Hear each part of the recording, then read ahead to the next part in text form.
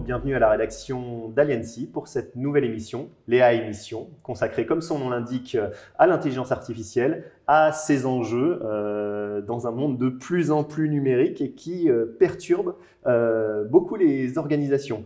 On a l'occasion, en cette fin d'année, de faire un bilan 2024, une rétrospective, mais également de se projeter sur les prédictions pour 2025 avec nos invités, que je remercie d'être présents. Sonia Cissé, avocate au sein du cabinet international Linklaters et spécialisée sur les enjeux de la tech notamment. Bonjour Sonia. Bonjour. Et Michel Juvin, expert en cybersécurité et qui accompagne les écosystèmes et les communautés Aliancy, justement en tant qu'écosystème advisor au sein de notre vision globale et sur ces enjeux de cybersécurité justement. Bonjour Michel. Bonjour Marion. Alors pour commencer, effectivement, on va se lancer dans une petite rétrospective de l'année 2024. Il y a eu beaucoup d'éléments liés à l'IA. Au sein de la rédaction, on a eu surtout des annonces et des communiqués de presse qui ont été consacrés à ce sujet. On a décidé de faire ce thème de que retenir face au raz-de-marée IA en 2024. Et pour se donner un peu une respiration et voir tout ce qui s'est passé au sein de l'année, je vais laisser Fiona, bonjour Fiona. Bonjour. Journaliste au sein de la rédaction, nous faire cet aperçu de ce qui s'est passé autour de l'intelligence artificielle en 2024.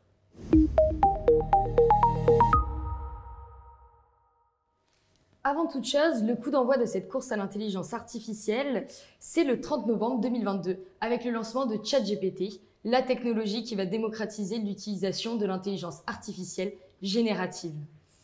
En seulement quelques jours, l'outil conversationnel comptait déjà plus d'1 million d'utilisateurs, mais l'ascension ne s'est pas arrêtée là, puisque dès avril, OpenAI recense 123 millions d'utilisateurs par mois. Aujourd'hui, c'est plus de 30 millions d'utilisateurs hebdomadaires. C'est quand même des chiffres extrêmement impressionnants et surtout, c'est allé très très vite. Là, on n'est même pas rentré encore en 2024, on voit la courbe qui s'avançait. Qu'est-ce que ça vous évoque, Sonia ? Personnellement, ce que ça m'évoque, c'est surtout je dirais le crash que ça a généré par rapport au calendrier réglementaire. Donc, il faut comprendre qu'à ce moment-là, nous avions l'Union européenne qui était en train de travailler sur un texte, le règlement sur l'intelligence artificielle, et qui, en cours de route, a dû un peu revoir sa copie pour pouvoir intégrer justement ce nouvel usage, ce ChatGPT qui venait d'effrayer la chronique. Et donc, c'est comme ça qu'on est arrivé aujourd'hui dans le règlement sur l'intelligence artificielle à avoir des parties dédiées sur l'intelligence artificielle générative. Point important, alors c'est évidemment, je dirais, les petits plaisirs des régulateurs et des avocats, c'est, je dirais, l'espèce de scandale qu'il y a eu quand justement la France, l'Allemagne et l'Italie ont quitté la table des négociations sur le règlement sur l'intelligence artificielle, parce qu'elles n'appréciaient pas justement la tournure que le texte prenait par rapport à l'intelligence artificielle générative et avec le risque que nos startups, nos champions d'IA soient moins compétitifs que nos amis américains. Effectivement, ça a commencé sur les chapeaux de roue et dans ce rythme de transformation, on en a eu encore un très bel exemple. Qu'est-ce qui s'est passé début 2024, Fiona ? Alors, notre première étape, c'est le mois de mars. Lorsque la Commission de l'intelligence artificielle a remis un rapport au président de la République avec 25 recommandations. On note parmi les axes principaux l'investissement massif dans les entreprises numériques, la structuration d'une initiative diplomatique en vue d'une gouvernance ou encore un plan de sensibilisation et de formation. L'objectif, c'était faire de la France un acteur majeur de l'IA. Effectivement, et on voit que ça continue avec l'ambition en février d'avoir ce sommet pour l'action sur l'intelligence artificielle qui arrive à très grands pas, malgré l'instabilité politique que nous connaissons. En avril, ensuite ? Alors, nos amis suisses ont pris la suite pour le mois d'avril avec la publication d'une étude de l'École polytechnique fédérale de Lausanne. Elle révèle la capacité des grands modèles de langage à la manipulation personnalisée, grâce notamment à l'exploitation des données personnelles. Les LLM s'avèrent plus persuasifs que des humains. Alors ça, c'est effectivement, cette année, un peu un warning fort, finalement, sur les capacités de ces IA, bon, je veux dire, pour faire autre chose que améliorer notre productivité. Ça vous évoque des points particuliers?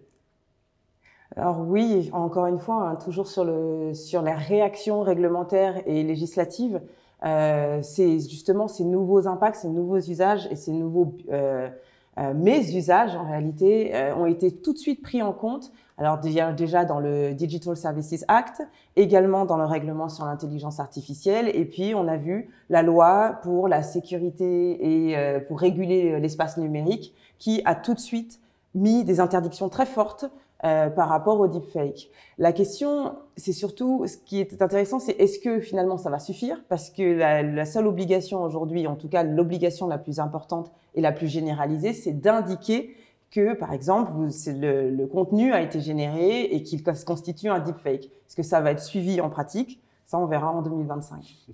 Michel? Alors, du côté en fait des entreprises, l'adoption a été extrêmement rapide, je dirais presque. Il y avait une attractivité très forte parce qu'on voyait des solutions extraordinaires et puis ça provoquait effectivement un vrai engouement. Et malheureusement, du côté de la cybersécurité pure, on n'était pas tout à fait prêt. Hein, ça me rappelle quand on a parlé de Bring Your Own Device, ils sont arrivés dans l'entreprise alors qu'on n'avait pas eu le temps de les protéger. Là, c'est un peu le même problème. On s'est retrouvé confronté à une potentielle dispersion d'informations au travers de l'utilisation justement de ces intelligences artificielles. Et ça poursuit, l'accélération se poursuit en mai. Effectivement, au printemps 2024, c'est la jeune pousse Mistral AI, une jeune pousse française, qui réussit un tour de force. Elle lève 105 millions d'euros lors de son premier tour de table. Alors c'est une étape marquante pour l'innovation européenne en matière d'IA. Et on poursuit au mois de juin où, malgré le soleil, l'autorité de la concurrence, elle, ne prend pas de vacances et met en garde contre la domination des géants du numérique IA, évidemment. Au mois d'août, il s'ouvre des débats internes sur l'équilibre entre l'innovation et responsabilité. Pour cause, OpenAI a développé un système capable de détecter les textes générés par ChatGPT à 99,9%. Pourtant, l'entreprise décide de ne pas le déployer. Et pour septembre, sortie des cahiers, des stylos, les politiques se remettent au travail. Outre-Atlantique, c'est le gouverneur de Californie qui met son veto à la loi sur la sécurité de l'IA, visant à instaurer des garde-fous stricts. On voit effectivement ce jeu de balancier finalement pendant tout l'été, la fin du printemps, entre d'un côté ce qu'essayent de faire les Européens, un push en faveur de l'innovation, typiquement Mistral AI qui est un très bel exemple, hexagonal, cocorico, mais également effectivement les warnings, la tentation de dire oh là, attention, ça va trop vite, ça va être très fort, et une certaine ambivalence sur le gouverneur de Californie. Finalement, on pensait effectivement que la Californie, parmi les États américains, était la plus prédisposée quelque part à aller vers ce jeu réglementaire un peu plus proche de ce qui se joue en Europe, et finalement non, veto, ça ne sera pas le cas, du fait de la menace que ça pourrait faire porter sur l'innovation. Qu'est-ce que ça vous évoque, Michel? Alors, un tout petit point qu'on a un peu masqué, mais qui a quand même été à l'actualité au cours de 2024, c'est ce problème de propriété intellectuelle. Parce qu'au travers de ces intelligences artificielles, elles ont la capacité d'aller rechercher des tas d'informations qui, parfois, ont été publiées avec des propriétés intellectuelles qui étaient derrière. Et donc, on a eu un petit flottement, et j'avoue que c'est toujours pas solutionné. Alors, c'est en cours, je pense, de solutions. Aujourd'hui, vous avez, par exemple, des grands éditeurs qui signent des contrats de licence pour mettre à disposition les données dont ils disposent justement aux différents développeurs. Donc, il y a une recrudescence aujourd'hui de ces licences qui sont négociées et signées. Et donc, on est en train de solutionner. Évidemment, ça reste l'intelligence artificielle générative nécessite toujours énormément de données et on ne peut pas garantir, évidemment, que tous les sujets de droit de propriété intellectuelle sont gérés. Néanmoins, il y a encore eu une solution réglementaire puisque le règlement sur l'intelligence artificielle oblige à respecter le droit d'auteur. Alors, la rentrée, ça a été aussi un peu coup du clairon avec l'arrivée au centre de l'actualité de Mario Draghi, l'ex-président de la Commission, qui effectivement a quand même mis sur le devant de la table un certain nombre de sujets très forts pour faire se réveiller l'Europe. Alors effectivement, sur le vieux continent, on se réveille grâce au rapport Draghi qui était très attendu, qui porte sur la compétitivité de l'économie européenne. Et face à l'écart de productivité entre l'Union européenne et les États-Unis, la communauté européenne doit se positionner sur le développement de l'intelligence artificielle. Le rapport appelle notamment à un choc des investissements. Quant au mois d'octobre, c'est l'ouverture d'un bureau annoncé par OpenAI, un bureau à Paris, une première implantation en Europe qui renforce son positionnement sur le continent. Pourtant, des questions se posent, cette ouverture est-elle un effet d'annonce ou encore une boîte aux lettres administrative ? Alors, on est effectivement sur la question de l'attractivité de la France et de l'Europe pour ces acteurs américains et de quel rôle exact ils se voient jouer directement dans nos contrées. Qu'est-ce que ça vous évoque, Sonia ? Alors, pour moi, c'est simplement une réponse à leurs obligations réglementaires. Encore une fois, le règlement sur l'intelligence artificielle oblige donc ces déployeurs à avoir un bureau, ou en tout cas un représentant en Europe. Ce qui est plus surprenant, effectivement, c'est le fait d'avoir choisi la France, qui est quand même un pays connu pour, je dirais, sa volonté de protéger les individus et donc de sanctionner potentiellement les différents acteurs de l'écosystème lorsqu'ils s'éloignent des lignes prévues en France. Donc, le choix du pays est assez surprenant, mais à voir peut-être si, de là à dire que c'est juste une boîte aux lettres administrative, je ne suis pas sûre, mais je pense que l'avenir nous le dira. Très bien. Et on va finir l'année, effectivement. Alors, effectivement, c'est les prix Nobel qui vont mettre à l'honneur l'intelligence artificielle au mois de novembre avec le prix Nobel de physique et de chimie. Et pour terminer, nous voici maintenant en décembre et c'est l'heure du Chipmas, une sorte de calendrier de l'Avent des annonces signé OpenAI. Et la case numéro 5 révèle un abonnement à ChatGPT Pro pour $200 par mois. Il offre un accès illimité à son modèle le plus performant et répond à une demande croissante de solutions d'IA avancées. Mais la question qu'on peut se poser, c'est les entreprises sont-elles prêtes à payer ? Effectivement, et puis ça ne concerne, on l'imagine bien, qu'un certain nombre de rôles avec la question à terme de se dire quel va être le modèle économique finalement pour ces acteurs qui là sont sur la pente un peu facile de l'effet d'attractivité, mais on le verra, il y a quand même des doutes sur les niveaux d'investissement qu'il va y avoir, la réponse des entreprises passé l'effet d'actualité, l'enthousiasme initial, les déceptions qu'il pourrait y avoir. Donc entre un abonnement à $20 par utilisateur et un abonnement à $200 par utilisateur, ce n'est pas la même chose. Merci beaucoup Fiona pour ce tour d'horizon. Ça nous montre effectivement qu'il a été question d'IA tout au long de l'année. Il y a été beaucoup question d'OpenAI, on a pu le voir là, qui donne le là en matière de transformation sur ces sujets-là, même s'il y a beaucoup d'autres acteurs qui le suivent de très très près. Et je vous propose de passer à la deuxième séquence de notre émission pour continuer ce bilan 2024 avec la vision de nos invités.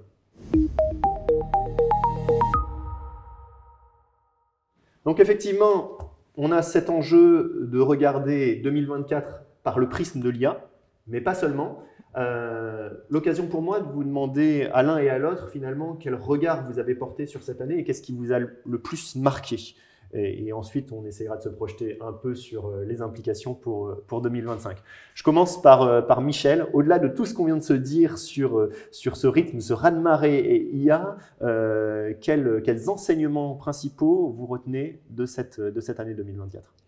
Eh bien, au-delà du buzzword de l'intelligence artificielle qu'on a retrouvé un peu partout dans toutes les annonces, je pense pour moi, il y a trois faits marquants importants. D'abord, les Jeux olympiques et paralympiques, qui ont été l'apothéose en matière de protection de l'information, puisque effectivement on a réussi l'ensemble des acteurs qui étaient directement impliqués pour protéger les entreprises. Je parle des travaux qui ont été effectués par l'ANSSI pour auditer les entreprises importance vitale et opérateurs essentiels, qui ont effectivement apporté des solutions d'audit et de prévention sur tous les risques qui allaient peut-être même, et même sûrement d'ailleurs, au-delà de la réglementation qui était imposée. Ça, c'est important parce que ça a permis en fait aux directeurs cybersécurité au sein des entreprises de pouvoir présenter des plans d'action et obtenir des ressources pour pouvoir sécuriser l'ensemble des infrastructures et des environnements. Et c'est un vrai travail d'équipe qui a été fait, un peu dans l'image des Jeux Olympiques, c'est un travail d'équipe très sportif d'ailleurs, pour réussir cette protection en fait de l'ensemble. Et comme quoi, en fait, ça n'est pas une fatalité. Les cyberattaques ne sont pas une fatalité. Et ça, c'est le point le plus important. Ça permet de prendre conscience qu'effectivement, eh bien, quand on travaille tous ensemble dans le même objectif, on arrive à protéger correctement les entreprises. Alors qu'aujourd'hui, on le voit, on le constate, il y a énormément d'entreprises qui se font attaquer fortement. Et ça pose un vrai problème. Donc 2024, avec l'exemple des Jeux Olympiques, ça a montré effectivement que la cyberattaque n'était pas une fatalité et qu'il était possible de se défendre efficacement. C'est rassurant. C'est vrai. C'est rassurant pour tous ceux qui, effectivement, continuent d'investir parce qu'on s'aperçoit que le niveau global des cyberattaques a augmenté. Et donc, de fait, il faut pas s'arrêter aux budgets qui ont été alloués pour 2024. Il faut conserver aussi des investissements en ressources humaines et financières pour pouvoir compenser. Et en parlant de ressources, justement, on s'aperçoit qu'on a une vraie tension sur les ressources. Et ça, c'est un vrai problème de fond. Aujourd'hui, on a des métiers qui sont en domaine de la cybersécurité, qui sont en tension, que ce soit dans la partie opérationnelle, ce qu'on appelle les RSSI, ou dans la partie stratégie, les Chief Information Security Officer ou les directeurs cybersécurité, mais aussi sur des rôles qui sont plus techniques et opérationnels, comme par exemple les analystes des SOC, qui, eux, protègent les entreprises directement au jour le jour avec des outils qui sont très spécifiques. Et d'ailleurs, ils utilisent aussi beaucoup d'intelligence artificielle pour pouvoir réussir à protéger correctement ces entreprises et à analyser tous les artefacts d'information qui peuvent leur permettre d'identifier qu'il y a eu quelque chose ou qu'il y aura quelque chose de problématique pour l'entreprise. Effectivement, l'IA utilisée pour faire face à la pénurie de compétences, ça va être un gros sujet aussi de ces prochains mois et de ces prochaines années. Sonia, sur cette partie bilan par rapport à votre champ de compétences professionnelles, qu'est-ce qui vous a le plus marqué en 2024 ? Ce qui m'a le plus marqué, ça reste également dans le secteur de la cybersécurité, c'est la recrudescence des textes et notamment des obligations de notification. Ce qui est intéressant, c'est que quand le RGPD est entré en application, tout le monde était très surpris des obligations de notification très courtes, dans les 72 heures suivant la connaissance d'un événement de cybersécurité. Et puis, très discrètement, sont arrivés finalement DORA, le Cyber Resilience Act, on a également NIS2, qui sont venus, je dirais, faire peser sur les entreprises des obligations de notification encore plus courtes, une première alerte dans les 24 heures, puis ensuite un premier rapport dans les 72 heures et un rapport beaucoup plus long, un mois plus tard. Et tous ces textes s'appliquent de concert, dont ont des formulaires de notification qui sont différents et des autorités qui sont également différentes. On a donc le RGPD, on a la CNIL, on a ensuite NIS2, on a l'ANSSI, on a également l'ENISA. Et aujourd'hui, il y a une vraie, je dirais, tension dans les entreprises sur ces questions de conformité, de notification, qui va s'avérer très difficile également à répondre en pratique s'ils souhaitent, en tout cas, répondre parfaitement à leurs obligations. Oui, effectivement, on demande finalement une capacité de réaction qui n'a rien à voir avec ce qu'il y avait il y a une dizaine d'années. Michel. Oui, pour compléter, NIS2, dans les 24 heures, faire le point de l'étendue de l'attaque, je pense que c'est quasiment impossible. Dans les 24 premières heures, il y a une problématique d'abord de l'identification pour confirmer que c'est bien l'attaque, et puis il y a un objectif de containerisation, c'est-à-dire réussir à cercler l'attaquant. Et dans les 24 heures, il faut pouvoir définir le périmètre. C'est excessivement difficile. C'est un peu effectivement, quand il y a le feu et l'incendie partout, quelqu'un qui vient vous demander « Bon alors, on en est où ?» Exactement.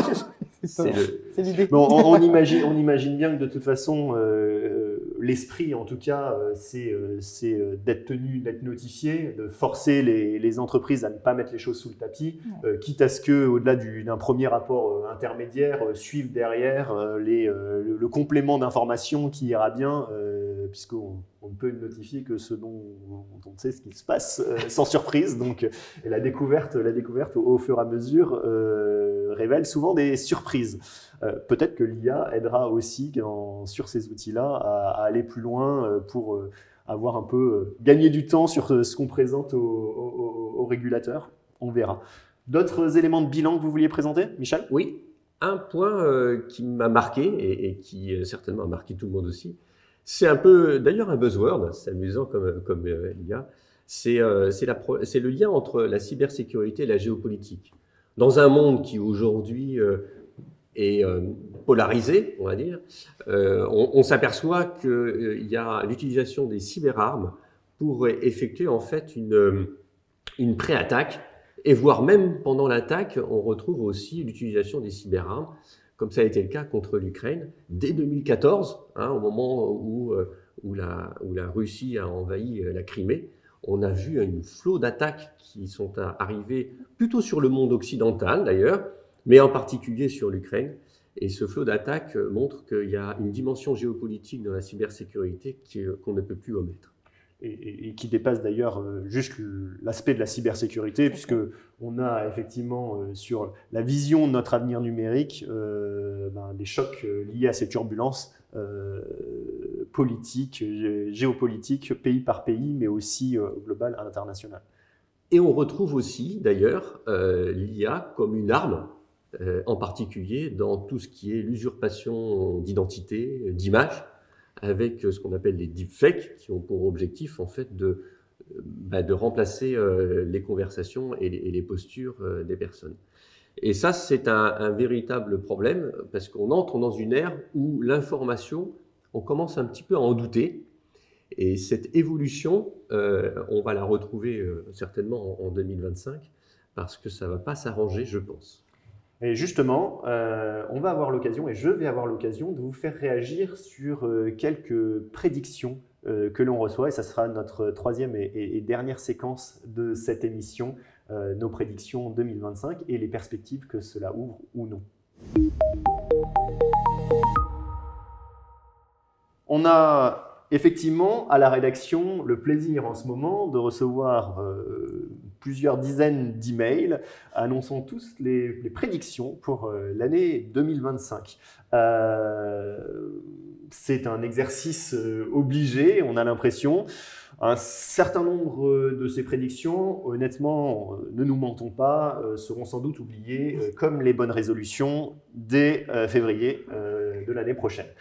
Il y en a un certain nombre qui m'ont marqué, donc fait par des grands cabinets d'analystes ou des grands acteurs de la tech, et je vous propose de vous les soumettre. Si ça vous fait réagir, voilà, je vous demanderai l'avis, si vous êtes d'accord, pas d'accord. Grosso modo, on voit déjà deux types de prédictions qui coexistent. Les premières sont plutôt sur les aspects positifs liés au développement de l'intelligence artificielle et finalement les next steps.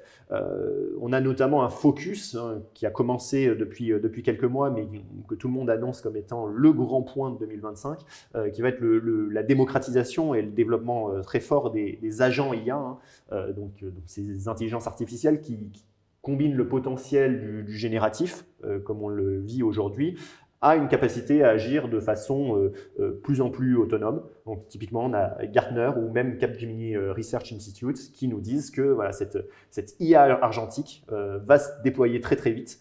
Elle nécessitera la mise en place de garde-fous solides, puisqu'elle interroge beaucoup finalement sur ce que cette autonomie des agents va provoquer au bout de la chaîne dans les organisations, dans les entreprises.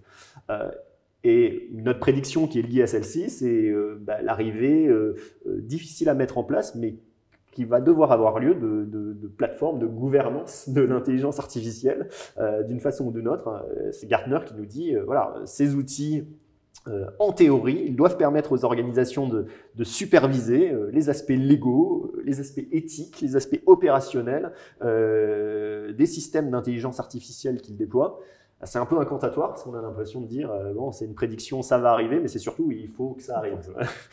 Et de son côté, Forrester, par contre, met en garde avec l'idée que l'on retrouve qu'effectivement la majorité des entreprises se sont focalisés en 2024 sur les ROI apportés par l'IA et que du coup, elles pourraient prématurément réduire leurs investissements en 2025 puisqu'il n'y a pas eu que des facilités et tout ne s'est pas forcément bien passé dans les déploiements. Et donc, il peut y avoir un peu ce côté déceptif de la courbe du hype technologique pour le coup de Gartner, qui nous fait dire « Oula, on s'est peut-être engagé un peu trop vite dans tous ces sujets, levons le pied ». Une prédiction qui est liée à ça, c'est le fait que cette IA générative qui a rythmé l'année 2023 et l'année 2024, il y aura peut-être un retour de balancier vers des IA prédictives telles qu'on les connaissait par le passé.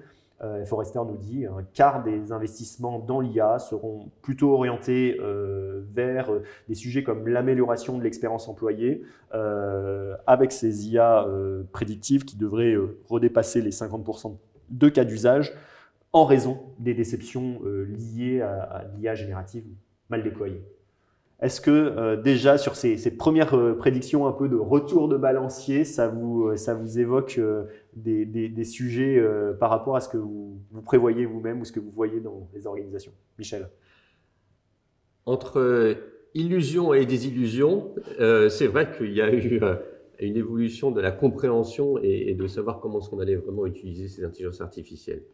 Le déploiement très large, et puis finalement, on s'aperçoit qu'il faut une très bonne maîtrise de cet environnement pour pouvoir l'utiliser à bon escient. Et c'est ça qui va perdurer. Et je pense qu'on va arriver à un niveau un peu plus stable de l'utilisation d'intelligence artificielle. Pour autant, c'est pas si simple que ça. Et on s'aperçoit qu'il faut aussi des compétences expertes pour pouvoir correctement utiliser l'intelligence artificielle dans un environnement sécurisé, bien évidemment. C'est l'approche que j'ai. Et ça, c'est une évolution qui va perdurer et qui va stabiliser en fait l'utilisation de l'IA. Il y a quand même des métiers où c'est précisément très intéressant d'utiliser. Je citais l'utilisation dans les Service Operations Center, où ils utilisent l'IA pour permettre de concevoir des scénarios d'attaque, permettre de rejouer des scénarios d'attaque pour retrouver le patient zéro. Des IA qui vont assister beaucoup, en fait, l'ensemble de ces analystes qui essayent de corréler des informations. Et là, justement, on voit que l'IA apporte toute sa puissance dans ce type d'activité. Donc, il y a des métiers qui vont en bénéficier, et ça, c'est très important. Le problème aussi, c'est que ces IA apportent une capacité de pouvoir identifier des vulnérabilités. Ça, c'est très intéressant pour ce qu'on appelle les red teams, c'est-à-dire ceux qui sont en charge de trouver des failles dans les entreprises. Mais c'est aussi intéressant pour les hackers qui peuvent bénéficier de l'autre côté de ces mêmes facilités. Donc, 2025, ça va être encore challenging. Oui, on voit effectivement ce côté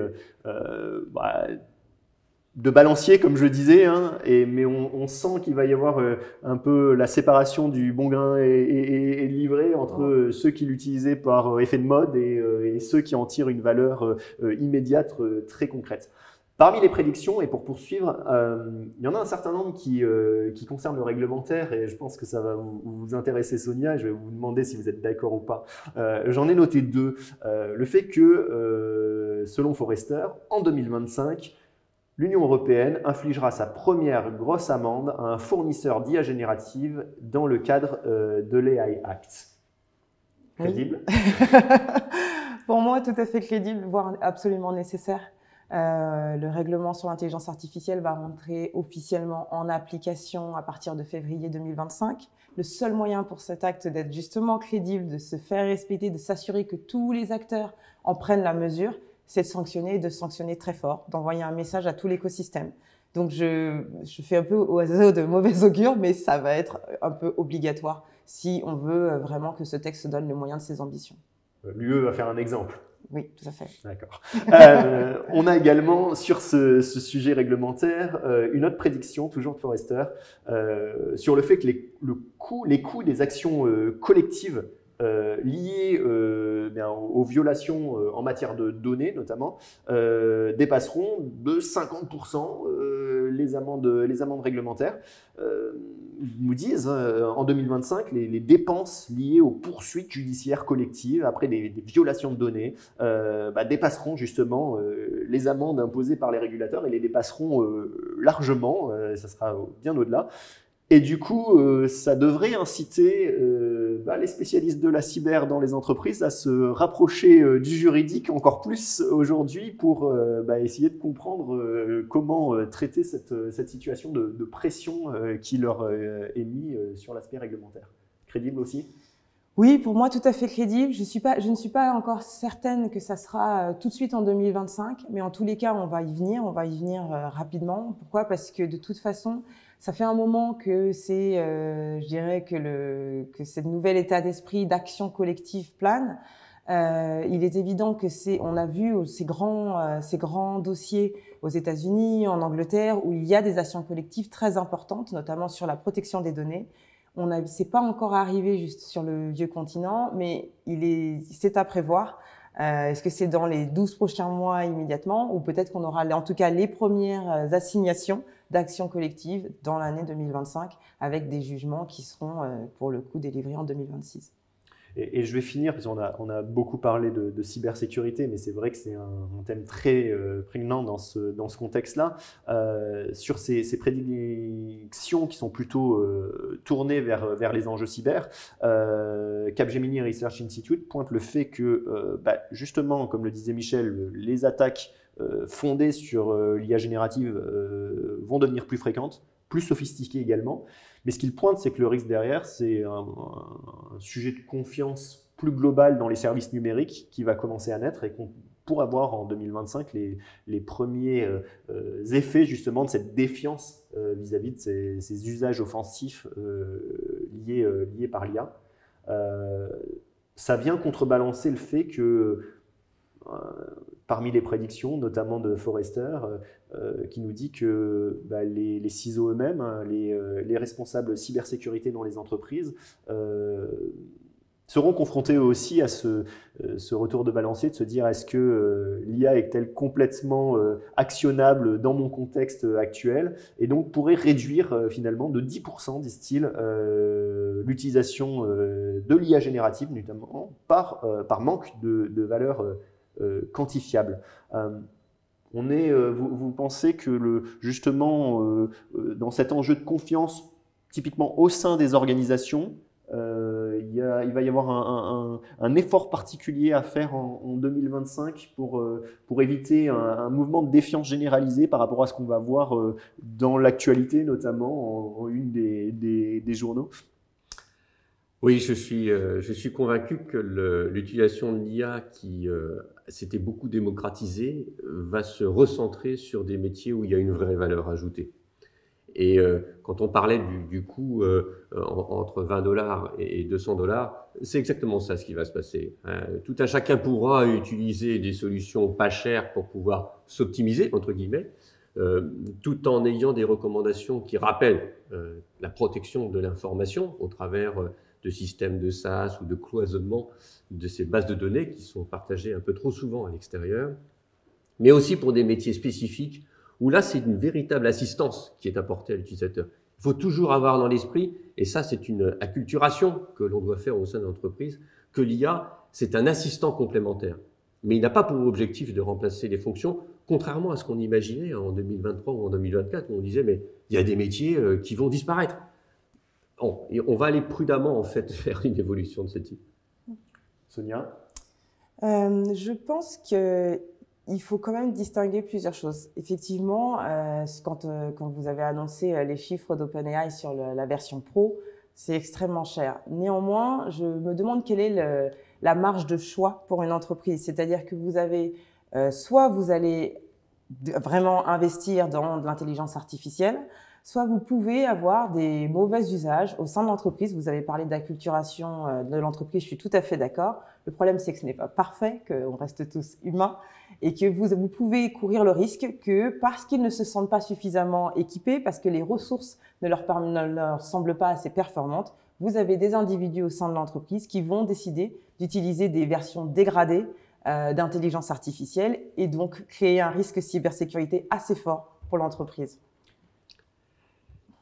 Au-delà de ce risque, je refais un petit parallèle avec le Brio on device.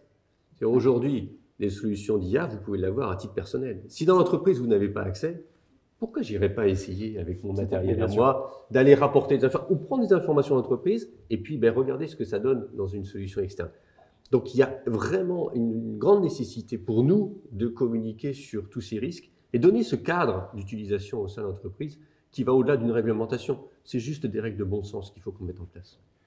On va terminer cette émission. Je vous pose quand même la question. Est-ce que vous avez vous-même des prédictions pour 2025 après avoir entendu nos experts de cabinet d'analyse, si vous voulez vous prêter à l'exercice, Christian? Oui, alors c'est une prédiction qui malheureusement n'est pas très optimiste. Aujourd'hui, on s'aperçoit qu'il y a un grand nombre de vols d'identité, que ce soit sur ce qu'on appelle les infostealers, c'est-à-dire capacité de voler des informations indépendamment de l'action de l'utilisateur, c'est-à-dire des cookies de session ou des informations de ce type. Donc on a un grand nombre de vols d'informations qui sont dédiés à l'identité des personnes.